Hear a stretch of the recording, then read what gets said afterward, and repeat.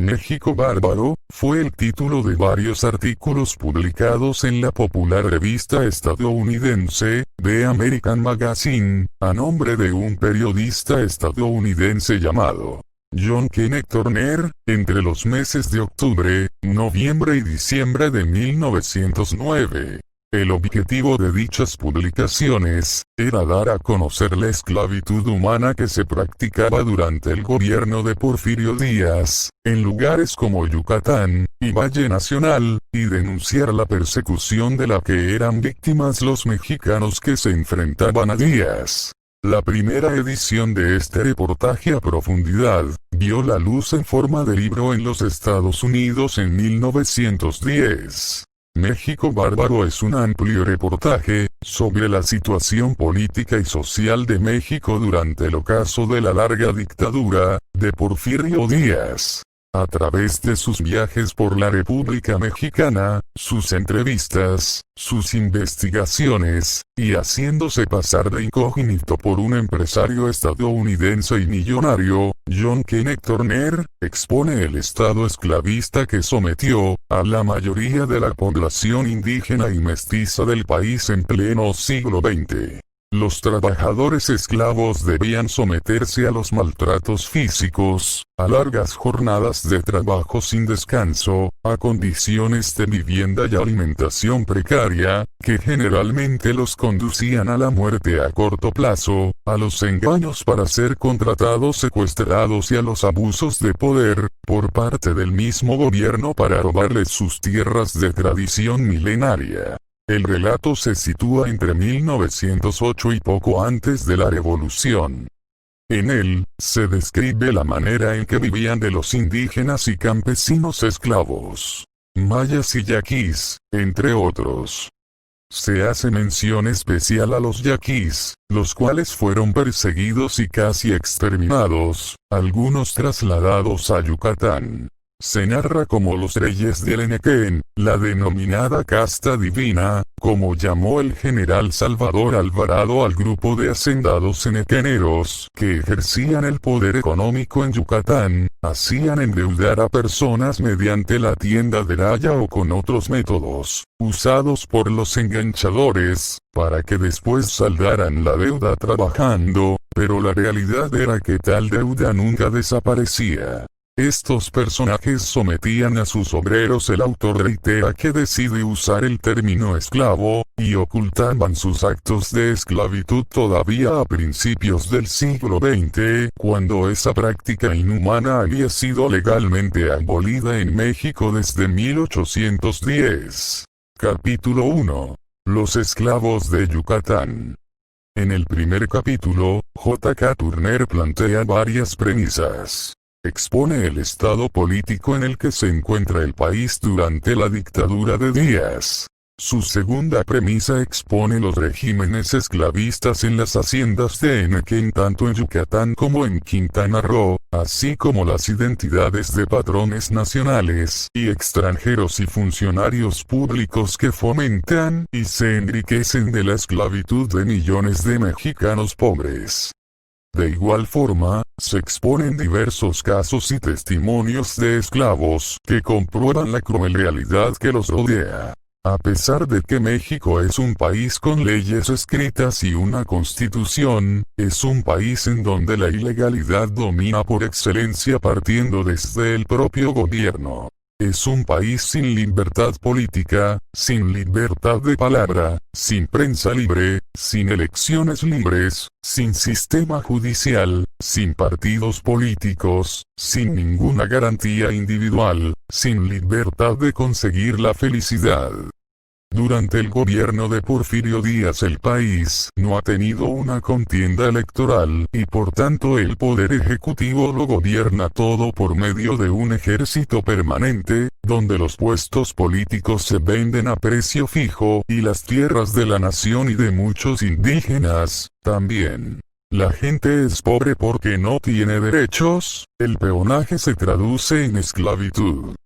A principios de 1908, el autor cruzó el río Bravo, acompañado por un universitario revolucionario, L.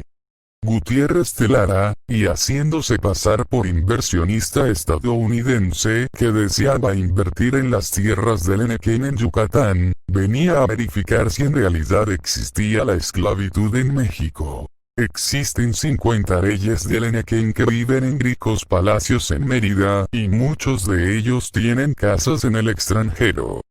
Viajan mucho, hablan varios idiomas y con sus familias constituyen una clase social muy cultivada. Todo Yucatán depende de estos reyes del Enequén, pues dominan la política del estado y poseen miles de esclavos. 8.000 indios yaquis, importados de Sonora, 3.000 chinos, coreanos, y entre 100 a 125.000 indígenas mayas, que antes poseían las tierras que ahora dominan los amos. El precio corriente de cada hombre era de $400, aunque los hacendados pagan solamente $65. Don Enrique Cámara Zavala, presidente de la Cámara Agrícola de Yucatán, explicó que a su sistema no lo llaman esclavitud, lo llama servicio forzoso por deudas. Todo lo que se necesita es lograr que algún obrero libre se endeude a través de prestamistas o negreros, y con el pretexto del pago de deudas, el obrero es esclavizado de por vida, al igual que su familia. La esclavitud es el peonaje llevado a su último extremo a pesar de que la Constitución se opone a ello. Los obreros nunca reciben dinero, se encuentran medio muertos de hambre, a base de una sola comida diaria con tortilla, frijoles, pescado podrido y una bola de maíz para mascar durante la jornada laboral, son azotados, trabajan desde las 3:45 de la mañana hasta que se vuelve a poner el sol. Son encerrados en una casa que parece prisión. A las mujeres las obligan a casarse con hombres de la misma finca. No hay escuelas para los niños. Si se enferman tienen que seguir trabajando, y si la enfermedad les impide trabajar, rara vez cuentan con algún servicio médico. La labor principal de las haciendas consiste en cortar las hojas de enequén y limpiar el terreno de las malas hierbas que crecen entre las plantas. A cada esclavo se le señala como tarea un alto número de hojas o plantas que tiene que limpiar, y como este no se da abasto, su mujer y sus hijos también deben trabajar. Capítulo 2. El exterminio de los yaquis. El exterminio de los yaquis empezó con la guerra, y el fin de ello se está cumpliendo con la deportación y la esclavitud. El pueblo yaqui no han sido nunca salvajes, siempre fueron un pueblo agrícola. Descubrieron y explotaron minas, construyeron sistemas de regadío, edificaron ciudades de adobe, sostenían escuelas públicas, un gobierno organizado y una fábrica de moneda. Son los mejores trabajadores de Sonora, honesto, trabajador y pacífico.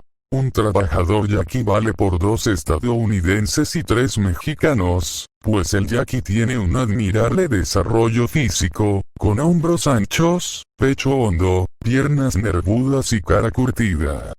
El yaqui típico es casi un gigante y su raza es de atletas.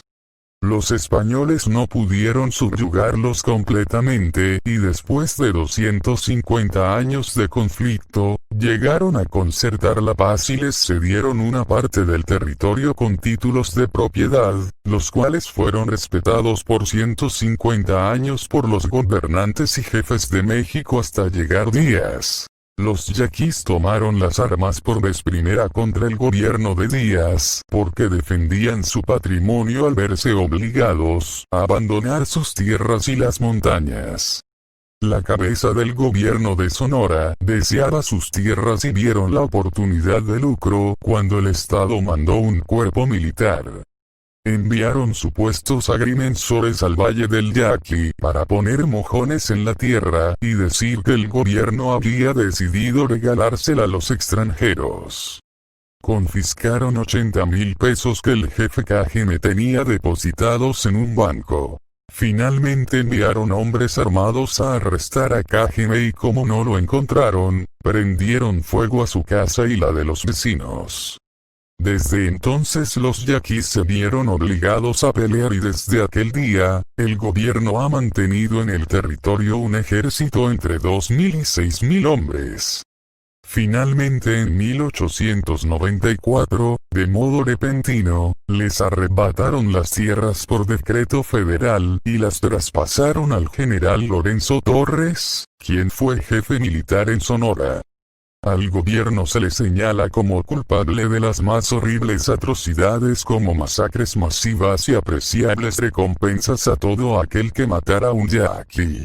La guerra terminó empatada y a los guerreros yaquis se les cazaba, y millares de ellos optaron por rendirse. Sus jefes fueron ejecutados y a los que se habían rendido se les cedió un territorio más al norte, pero resultó ser un desierto y uno de los lugares más inhóspitos de toda Júpiter. Algunos yaquis se trasladaron a otros lugares del estado para trabajar como obreros de minas estadounidenses, otros encontraron empleo en los ferrocarriles y el resto como peones agrícolas. Parte de la tribu yaqui perdió su identidad y se mezcló con los pueblos cercanos. Y a estos yaquis pacíficos los capturan y los deportan a Yucatán para trabajar como esclavos en las haciendas de Enequén. Unos cuantos yaquis, entre 4 o 5 mil, continuaron luchando por sus tierras y se establecieron en las montañas, pero nunca perdieron en el camino la amenaza de ser asesinados injustamente por militares del gobierno. La deportación de yaquis a Yucatán y a otras partes de México bajo el régimen esclavista empezó a tomar grandes proporciones cerca de 1905. Los yaquis mueren en tierra extraña, lejos de sus familias, puesto que todas las familias yaquis enviadas a Yucatán son desintegradas en el camino. Los maridos son separados de las mujeres y los niños arrancados de los pechos de las madres. Capítulo 3. En la ruta del exilio.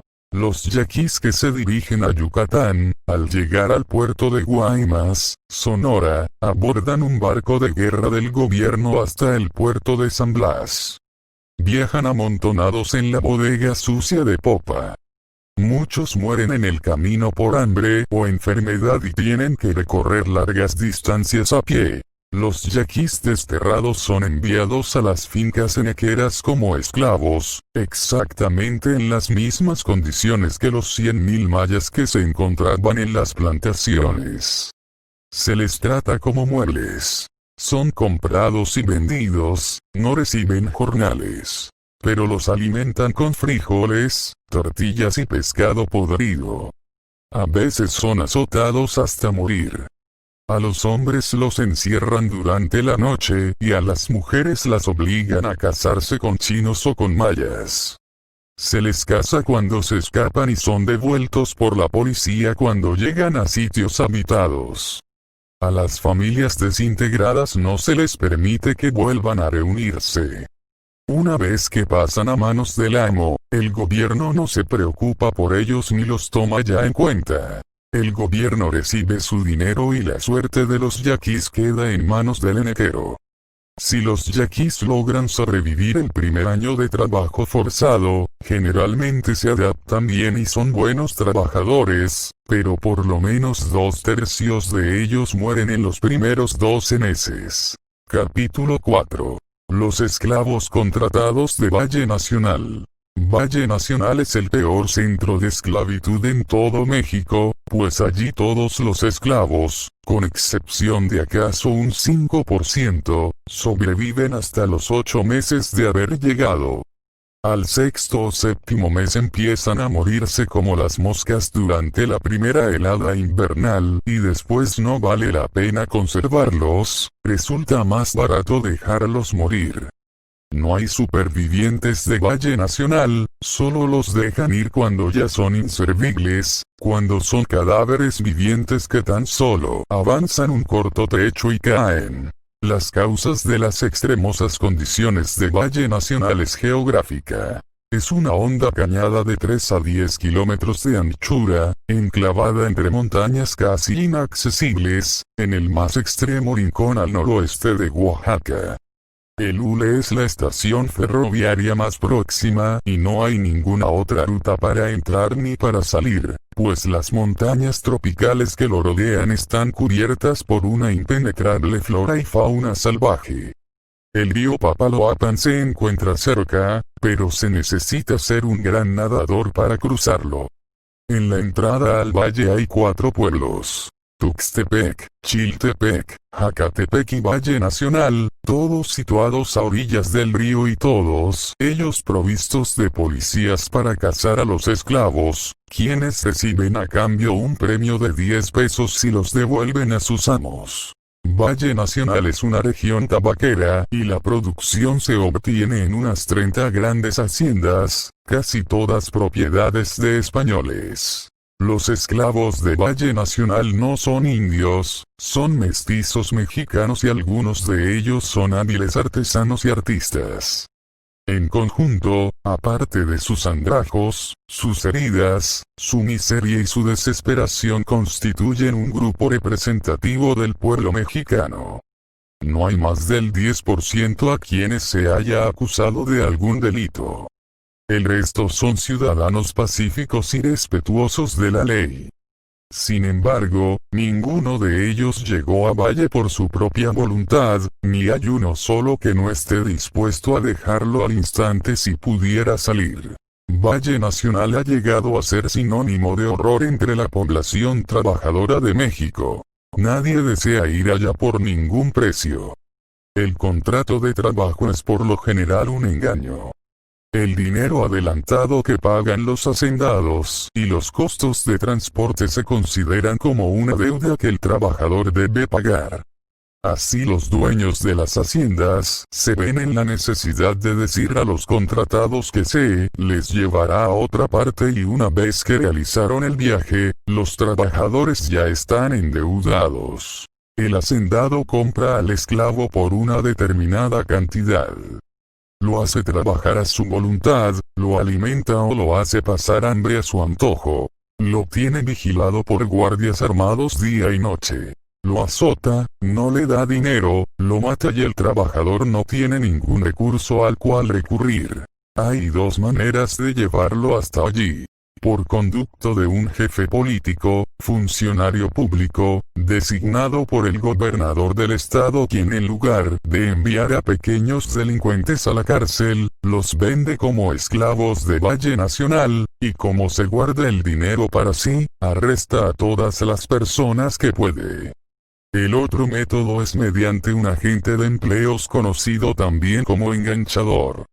Su función consiste en abrir una oficina de empleos y publicar anuncios demandando trabajadores a los que ofrecen altos jornales y buenas condiciones. Los incautos reciben un adelanto de dinero, son encerrados en un cuarto bien asegurado y después de 2 o 3 días, son enviados a Valle con el pretexto de que tienen una deuda pendiente que deben pagar con trabajo. En resumen, el obrero es secuestrado, le pasan un contrato que debe firmar y el enganchador lee con rapidez algunas frases engañosas para hacerlos firmar a toda prisa. Otro método que utiliza el enganchador es el secuestro descarado. Centenares de individuos medio borrachos son recogidos cada temporada en los alrededores de las pulquerías de la Ciudad de México. También secuestran niños y los registros de la Ciudad de México indican que durante el año de 1908, habían desaparecido en las calles 360 niños de 6 a 12 años de edad, algunos de los cuales se encontraron después en Valle Nacional. Todos los esclavos de Valle Nacional deben pasar por Tuxtepec, donde Rodolfo Pardo, jefe político del distrito, los cuenta y exige para él un tributo del 10% sobre el precio de compra. Los esclavos reciben un contrato que suele decir que el patrón está obligado a proporcionarles servicios médicos, alimentación y a pagarles salarios. No obstante, varios patrones se jactaron que nunca daban dinero a los esclavos y peor aún, si estos morían, los amos arrojan los cadáveres a los caimanes de las ciénagas cercanas para ahorrarse el dinero de entierro. Los esclavos están vigilados día y noche. Son encerrados en un dormitorio que parece cárcel cuyas ventanas tienen barras de hierro. Los pisos son de tierra y en general sin muebles. En ese antro duermen todos, hombres, mujeres y niños, cuyo número varía entre 70 y 400, de acuerdo con el tamaño de la plantación. Trabajan desde las 3 o 4 de la mañana hasta que se pone el sol. La quinta parte de los esclavos son mujeres y la tercera parte niños menores de 15 años. Estos trabajan en los campos con los hombres, cuestan menos, duran bastante y en algunas actividades como plantar, son más útiles y activos. A veces se ven niños de 6 años plantando tabaco. Las mujeres trabajan también en el campo, especialmente en la época de recolección, pero principalmente se dedican a las labores domésticas sirviendo al amo o ama. En Valle Nacional, todos mueren muy pronto. Los azotan y los hacen pasar hambre y eso ayuda. Mueren en el lapso de un mes a un año, y la mayor mortalidad ocurre entre el sexto y el octavo mes. Capítulo 5. En el Valle de la Muerte. Debido a su gran belleza, Valle Nacional fue llamado Valle Real por los primeros españoles. Pero después de la independencia, el nombre fue cambiado por el de Valle Nacional. 35 años antes esas tierras pertenecían a los indios chinantecos, tribu pacífica, entre quienes las dividió el presidente Juárez. Cuando Díaz subió al poder olvidó dictar medidas para proteger a los nativos contra algunos hábiles españoles que azotan a sus esclavos, de modo que en pocos años los indios se habían quedado sin sus tierras. Antonio Pla, probablemente el monstruo humano principal del valle, es el gerente general de Balsa Hermanos, y por tanto vigila el movimiento de 12 grandes haciendas. El movimiento anual de esclavos era de 15.000, y Pla aseguraba que aunque mataran a los trabajadores, las autoridades no intervendrían. Félix Díaz, pariente del presidente Díaz y enganchador por excelencia, es el claro ejemplo de que las autoridades están profundamente involucradas en el manejo y venta de esclavos, la explotación y asesinato de una gran mayoría de la población mexicana. Capítulo 6. Los peones del campo y los pobres de la ciudad. Evitar el sistema esclavista en México sería imposible sin la participación del gobierno. Centenares de funcionarios de los estados y de la federación están constantemente dedicados a juntar, transportar, vender, vigilar y cazar esclavos. Esta bárbara institución se puede encontrar en casi todos los estados del país, pero especialmente en los costeños, al sur de la Gran Altiplanicie. El mismo sistema existe en las plantaciones de Enequén de Campeche, en las industrias madereras y fruteras de Chiapas y Tabasco, en las plantaciones de lule, café, caña de azúcar, tabaco y frutas de Veracruz, Oaxaca y Morelos. Por lo menos en 10 de los 32 estados de México, la mayoría abrumadora de trabajadores son esclavos. Aunque las condiciones secundarias varíen, el sistema general es el mismo. El servicio contra la voluntad del trabajador, ausencia de jornales, escasa alimentación y azotes. Se hallan afectados 100.000 cada año, que engañados con falsas promesas por los enganchadores, o capturados por estos, o embarcados por las autoridades políticas en convivencia con tales agentes, dejan sus hogares en diversos sitios del país para tomar el camino de la muerte hacia la tierra caliente. La deuda real o imaginaria, es el nexo que ata al peón con su amo. Las deudas son transmitidas de generación a generación, aunque la Constitución no reconoce el derecho del acreedor para apoderarse y retener al deudor físicamente. Probablemente 5 millones de personas, o sea un tercio de la población, viven en estado de peonaje. No menos del 80% de todos los trabajadores de las haciendas y plantaciones en México, o son esclavos o están sujetos a la tierra como peones. El otro 20% lo integran los considerados trabajadores libres, quienes viven una existencia precaria en su esfuerzo por esquivar la red de enganchadores. Los 750.000 esclavos y los 5 millones de peones no monopolizan la miseria económica de México. Esta se extiende a toda clase de personas que trabajan. Hay 150.000 trabajadores de minas y fundiciones, hay 30.000 operadores de fábricas de algodón, hay 250.000 sirvientes domésticos, hay 40.000 soldados de línea y 2.000 de policías en la Ciudad de México, todos ellos reciben un sueldo miserable por sus jornales. Por lo que refiere al vestido y la habitación, el mexicano ordinario vive en tales condiciones de vida que no se ven en ninguna ciudad que merezca el nombre de civilizada. Por lo menos 25.000 personas pasan las noches en mesones o albergues tan miserables que solo son peores a las cárceles dormitorios de los esclavos y los dormitorios de prisiones. Más de 200.000 personas de la capital duermen sobre piedras. México tiene 2 millones de km, es un país rico en recursos y no está sobrepoblado. No hay razón natural ni geográfica para que su pueblo no sea próspero y feliz, pero es un pueblo muerto de hambre. Una nación postrada en la miseria. Capítulo 7. El sistema de Díaz. La esclavitud y el peonaje en México, la pobreza y la ignorancia y la postración general del pueblo se deben al sistema del general Porfirio Díaz. En tiempos de los españoles, el peón tenía por lo menos su pequeña parcela y su humilde choza, pero con Díaz no tiene nada.